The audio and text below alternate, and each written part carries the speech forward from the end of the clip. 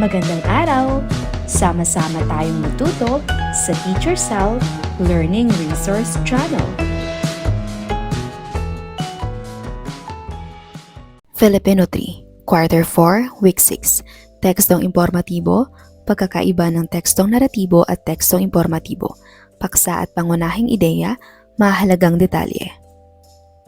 Para sa unang araw. Tekstong naratibo. Si Liza ay masayang naglakad papunta sa paaralan. Nakita niya ang kanyang kaibigan na si Ana at sabay silang nagkwentuhan habang naglalakad.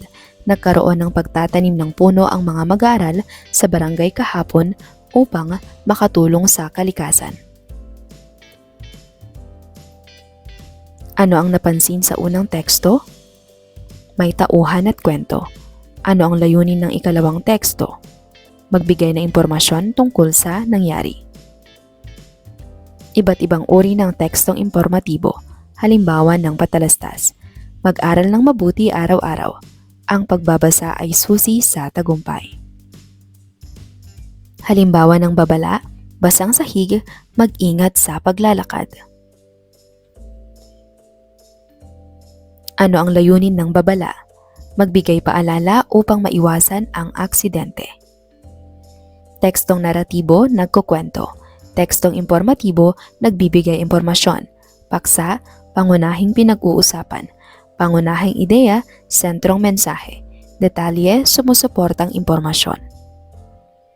Halimbawa ng ulat panahon. Maulap ang kalangitan ngayon at inaasahang magkakaroon ng mahinang pag-ulan sa hapon. Ano ang paksa? Panahon. Ano ang layunin ng ulat panahon?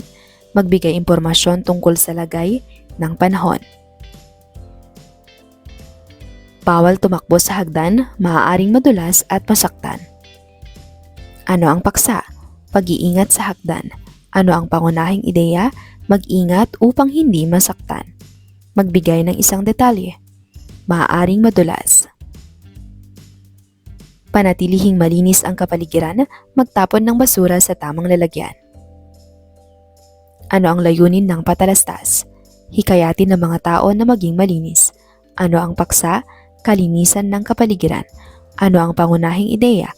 Dapat magtapon ng basura sa tamang lugar. Nagsagawa ng cleanup drive ang mga mag-aaral sa parke noong Sabado. Maraming residente ang nakiisa sa gawain. Ano ang paksa? Cleanup drive sa parke. Ano ang pangunahing ideya? Nagtulungan ang mga mag-aaral at residente sa paglilinis. Mahalagang detalye. Sino? Mga mag-aaral at residente. Saan? Sa parke. Kailan? Noong Sabado. Tekstong naratibo, may kwento at tauhan. Layunin ay magbigay aliw. Tekstong impormatibo, nagbibigay impormasyon. Layunin ay magturo at magpaalala. Ano ang halimbawa ng tekstong informatibo? Balita, patalastas, babala, ulat panahon. Ang tekstong informatibo ay may paksa, pangunahing ideya at mahalagang detalye na tumutulong upang maunawaan ang impormasyon. Basahin ng mabuti ang teksto, piliin ang titik ng tamang sagot at isulat sa patlang. Magiging mainit ang panahon bukas ayon sa ulat panahon. Inaasahang tataas ang temperatura sa tanghali kaya pinapayuhan ang lahat na magsuot ng magaan na damit. Hinihikayat din ng mga bata at matatanda na uminom ng maraming tubig upang maiwasan ang pagkahilo o pagkapagod. Ipinapaalala na manatili sa loob ng bahay kung masyadong mainit at makinig sa susunod na ulat panahon para sa karagdagang impormasyon. Ano ang paksa ng teksto? Kwento tungkol sa paaralan, ulat panahon, patalastas sa telebisyon, laro sa labas. Ang sagot ay B, ulat panahon. Ano ang pangunahing ideya ng teksto? Maraming bata ang naglalaro, uulan buong araw, magiging mainit ang panahon, may bagyo sa gabi. Ang sagot ay C. Alin sa sumusunod ang isang detalye mula sa teksto? Magdala ng payong dahil uulan.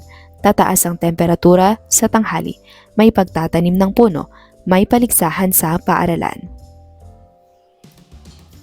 Ang sagot ay B, tataas ang temperatura sa tanghali. Bakit hinihikayat ang lahat na uminom ng maraming tubig? Upang maglaro ng matagal, upang maiwasan ang pagkahilo o pagkapagod, upang matulog agad, upang lumamig ang panahon. Ang sagot ay B. Kailan inaasahang magiging mainit ang panahon? Kahapon, ngayong gabi, bukas sa susunod na taon. Bukas. Para sa ikalawang araw, kahulugan ng salita ayon sa konteksto, high-frequency words at pagbuo ng pangungusap. Maglaro tayo ng hanap salita. Magbibigay ako ng mga salitang madalas ninyong naririnig sa bahay, paaralan at komunidad, tulad ng malinis, ulan, komunidad, masaya. Itaas ang kamay kung alam nyo ang kahulugan ng salita. Ano ang ibig sabihin ng salitang malinis batay sa pangungusap na malinis ang aming bakuran? Maayos at walang kalat.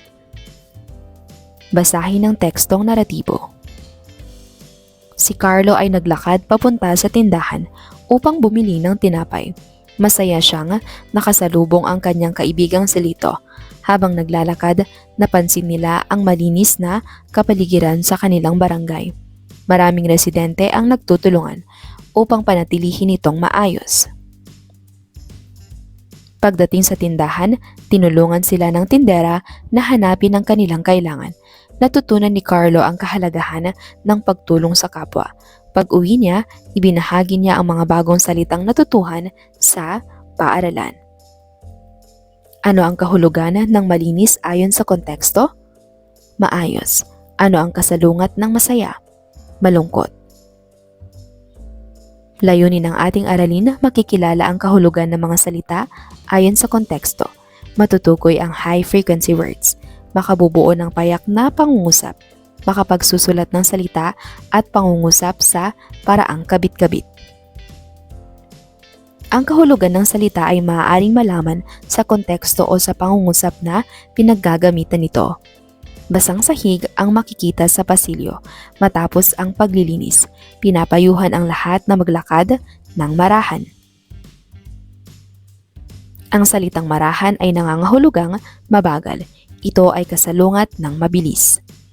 Ang mga salitang ingat at dahan ay madalas makita sa mga babala.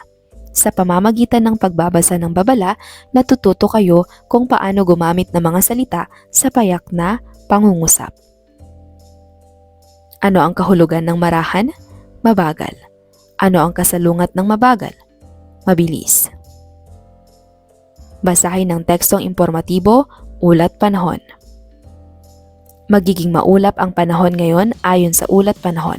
May posibilidad ng pag-ulan sa hapon, kaya pinapayuhan ang lahat na magdala ng payong.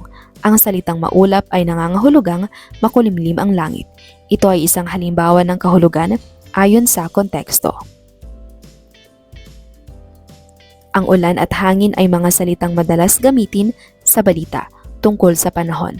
Ang mga pangungusap tulad ng umuulan ngayon ay halimbawa ng payak na pangungusap na nagbibigay impormasyon. Ano ang pangunahing ideya? Maghanda dahil maaaring umulan. Magbigay ng payak na pangungusap gamit ang ulan. Umuulan sa hapon. Basahin ang tekstong balita. Nagtanim ng mga puno ang mga mag-aaral sa parke bilang bahagi ng proyekto sa kalikasan. Layunin nitong mapanatiling luntian ang kapaligiran. Ang salitang luntian ay nangangahulugang kulay berde. Ayon sa konteksto, ito ay kasing kahulugan ng sariwa.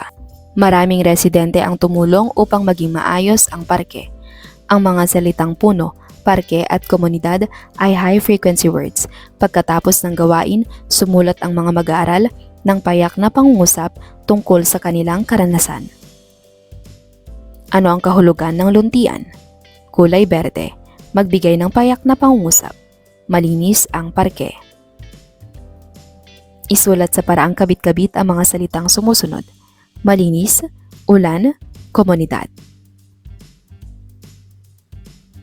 Gawain, bumuo ng pangungusap gamit ang salitang komunidad. Gawain, bumuo ng pangungusap gamit ang salitang komunidad. Malinis ang aming komunidad. Ano ang kasing kahulugan ng masaya? Maligaya. Ano ang kasalungat ng mainit? Malamig. Ang kahulugan ng salita ay maaaring makuha sa konteksto ng pangungusap. Ang magkasing kahulugan ay may parehong kahulugan. Ang magkasalungat ay magkaiba ang kahulugan. Halimbawa, masaya, maligaya. Mabagal, mabilis. Bumuo ng pangungusap gamit ang kapaligiran. Malinis ang kapaligiran. Basahin ang pangungusap at piliin ang titik ng tamang sagot. Isulat ang sagot sapat lang. Ano ang kasing kahulugan ng salitang masaya? Malungkot, galit, maligaya, tahimik. Ang sagot ay C, maligaya. Ano ang kasalungat ng salitang malinis? Mabango, marumi, maayos, sariwa. Marumi. Alin ang tamang payak na pangungusap gamit ang salitang ulan? Naglalaro ang mga bata sa parke kahapon. Umuulan ngayon. Masaya ang pista sa bayan. Kumakain si Ana ng mangga. Ang sagot ay B. Ano ang ipinahihiwatig ng pangungusap na malinis ang komunidad kaya masaya ang mga bata? Malungkot ang mga tao, maraming basura sa paligid, masaya ang mga bata dahil maayos ang kapaligiran, walang tao sa komunidad. Ang sagot ay letrang C. Para sa ikatlong araw, pag-unawa sa tekstong impormatibo, mahalagang detalye, suliranin at solusyon. Makinig at magbasa tayo ng isang tekstong impormatibo tungkol sa kalikasan. Pansinin ang mga detalye at ang suliraning binanggit. Nagkaroon ng problema sa basura sa isang barangay dahil sa hindi tamang pagtatapon ng mga residente. Maraming ilog ang nabara kaya nagdulot ito ng pagbaha tuwing umuulan. Upang masolusyonan ito, nagsagawa ang mga opisyal ng cleanup drive kasama ang mga mag-aaral at magulang. Naglagay rin sila ng mga basurahan sa bawat kanto upang maging maayos ang pagtatapon. Tinuruan ng mga bata ng tamang paghihiwalay ng basura tulad ng nabubulok at di nabubulok. Maraming residente ang natutong maging responsable sa kanilang kapaligiran. Dahil sa pagtutulungan, naging malinis muli ang barangay at nabawasan ang pagbaha. Patuloy pa ring pinapaalalahanan ang lahat na pangalagaan ang kalikasan. Ano ang uri ng teksto? Ito ay tekstong impormatibo. Layunin ng ating aralin na uunawaan ang binasang tekstong impormatibo na ibibigay ang mahalagang detalye, natutukoy ang suliranin at solusyon na kabubuo ng payak na pangungusap bilang reaksyon. Ano ang paksa ng teksto? Paglilinis ng barangay at pangangalaga sa kalikasan. Ang tekstong impormatibo ay nagbibigay ng totoong impormasyon. Mayroon itong paksa, detalye at maaaring maglahad ng suliranin at solusyon. Ano ang ibig sabihin ng suliranin? Problema na kailangang solusyonan. Anong ibig sabihin ng solusyon? Paraan upang malutas ang problema. Balikan ng teksto at tukuyin ang apat na mahalagang detalye. Mahalagang detalye, may problemang basura sa barangay. Nagkaroon ng cleanup drive. Naglagay ng mga basurahan. Tinuruan ang mga bata ng tamang paghiwalay ng basura. Ano ang pangunahing ideya? Nagtulungan ng komunidad upang malutas ang problema sa basura. Tukuyin ang suliranin at ang posibleng solusyon na binanggit sa teksto. Suliranin, hindi tamang pagtatapon ng basura. Solusyon, cleanup drive at tamang paghihiwalay ng basura. Magbigay pa ng isang posibleng solusyon. Magtanim ng halaman at maglinis araw-araw. Bumuo ng payak na pangungusap bilang reaksyon sa paksa. Halimbawa ng reaksyon, magtatapon ako ng basura sa tamang lugar. Tutulong ako sa paglilinis ng aming komunidad. Ano ang payak na pangungusap na maaaring mabuo? Malinis ang aming barangay. Ang tekstong impormatibo ay naglalahad ng impormasyon, mahalagang tukuyin ng paksa, detalye, suliranin at solusyon upang mas maunawaan ang teksto. Kapag nauunawaan ang teksto, mas madaling makapagbigay ng reaksyon at makabuo ng pangungusap. Basahin muli ang teksto tungkol sa problema sa basura sa barangay. Piliin ang titik ng tamang sagot at isulat ito sa patlang. Ano ang suliraning binanggit sa teksto? Kakulangan ng tubig, problema sa basura, kawalan ng paaralan, pagdami ng sasakyan. Ang sagot ay B.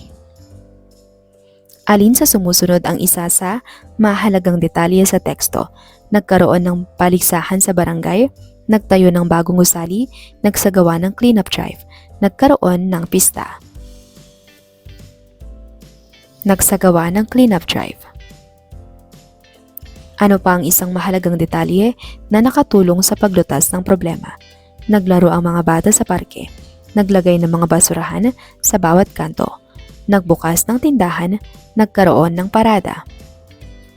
Ang sagot ay B, naglagay ng mga basurahan sa bawat kanto. Ano ang posibleng solusyon sa suliranin? Magtapon ng basura kung saan-saan, huwag pansinin ang problema. Tamang pagtatapon ng basura, maghintay na may maglinis. Tamang pagtatapon ng basura. Alin ang tamang payak na pangungusap bilang reaksyon sa paksa? Malaki ang aming barangay at maraming tao. Tutulong ako sa paglilinis ng aming barangay. Masarap ang pagkain sa pista. Maraming tindahan sa kanto. B. Tutulong ako sa paglilinis ng aming barangay. Para sa ika-4 na araw, paksa, pangunahing ideya at sumusuportang detalye ng tekstong impormatibo.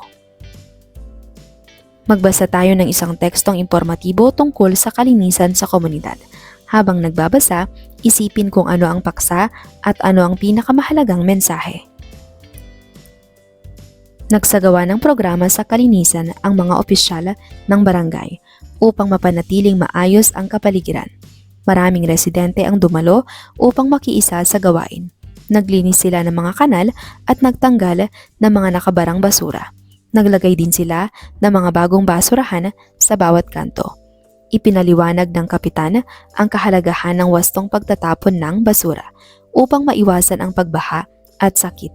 Dahil sa pagtutulungan ng lahat, naging mas malinis ang komunidad at nabawasan ang mga suliranin sa kalusugan. Ano ang paksa ng teksto? Programa sa kalinisan sa komunidad. Para sa layunin ng ating aralin, natutukoy ang paksa, pangunahing ideya at sumusuportang detalye. Nakapagpapahayag ng ideya gamit ang wastong pangungusap. Nakabubuo ng maikling talata na nagsasalaysay ng impormasyon. Nakasusulat ng maayos gamit ang wastong letra at bantas. Ano ang pangunahing ideya ng teksto? Nagtulungan ang komunidad upang mapanatili ang kalinisan. Ang paksa ay kung tungkol saan ang teksto. Ang pangunahing ideya ay ang pinakamahalagang mensahe. Ang sumusuportang detalye ay mga impormasyong nagbibigay linaw sa pangunahing ideya. Magbigay ng isang sumusuportang detalye sa teksto. Naglinis ng mga kanal ang mga residente. Magbigay pa ng isa. Naglagay ng mga basurahan sa bawat kanto. Tukuyin natin ang mga detalye sa bawat talata. Sumusuportang detalye, naglinis ng kanal, naglagay ng basurahan. Nagpaliwanag ang kapitan tungkol sa wastong pagtatapon. Nabawasan ang suliranin sa kalusugan. Bakit mahalaga ang mga detalyeng ito? Pinatutunayan nila ang pangunahing ideya. Magpahayag ng ideya gamit ang wastong pangungusap tungkol sa kalinisan. Halimbawa, mahalaga ang kalinisan sa aming komunidad. Bumuo ng isang pangungusap tungkol sa kapaligiran. Dapat panatilihing malinis ang kapaligiran. Tiyakin na nagsisimula sa malaking letra, may wastong bantas sa dulo. Bumuo ng maikling talata na may 3 payak na pangungusap tungkol sa sarili, komunidad, o kapaligiran. Halimbawa, malinis ang aming barangay. Nagtutulungan ang mga tao sa paglilinis. Masaya ang lahat dahil maayos ang kapaligiran. Ilan ang pangungusap sa talata? 3. Ano ang paksa ng talata? Kalinisan sa barangay. Ang tekstong impormatibo ay may paksa, pangunahing ideya at sumusuportang detalye. Ang wastong pangungusap ay nagsisimula sa malaking letra at nagtatapos sa tamang bantas. Basahin ang talata, piliin ang titik ng tamang sagot at isulat ito sa patlang. Malinis ang parke sa aming barangay dahil nagtutulungan ang mga tao sa paglilinis nito tuwing Sabado. Ang mga residente ay nagwawalis ng mga dahon, nagtatapon ng basura sa tamang lalagyan, at naglilinis ng mga kanal upang hindi bumaha kapag umuulan. Dahil sa kanilang pagtutulungan, naging maayos at ligtas ang parke para sa mga batang naglalaro at sa mga pamilyang namamasyal. Patuloy na pinapaalalahanan ng mga opisyal ang lahat na panatilihin ang kalinisan upang manatiling maganda ang kapaligiran. Ano ang paksa ng talata? Paglalaro ng mga bata sa parke, kalinisan ng parke sa barangay, pag-ulan tuwing Sabado, pamamasyal ng mga pamilya. Ang sagot ay B. Ano ang pangunahing ideya ng talata? Maraming puno sa parke, nagtutulungan ang mga tao upang mapanatiling malinis ang parke. Mainit ang panahon sa barangay. May tindahan malapit sa parke. Ang sagot ay B. Alin sa sumusunod ang isang sumusuportang detalye? Nagwawalis ng mga dahon ang mga residente. May paligsahan sa barangay. Maraming sasakyan sa kalsada. Nagbakasyon ang mga pamilya. Ang sagot ay E. Nagwawalis ng mga dahon ang mga residente. Alin ang wastong payak na pangungusap tungkol sa komunidad?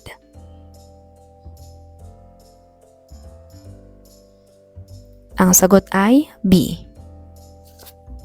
Alin ang wastong pagkakasulat ng pangungusap? Ang sagot ay D.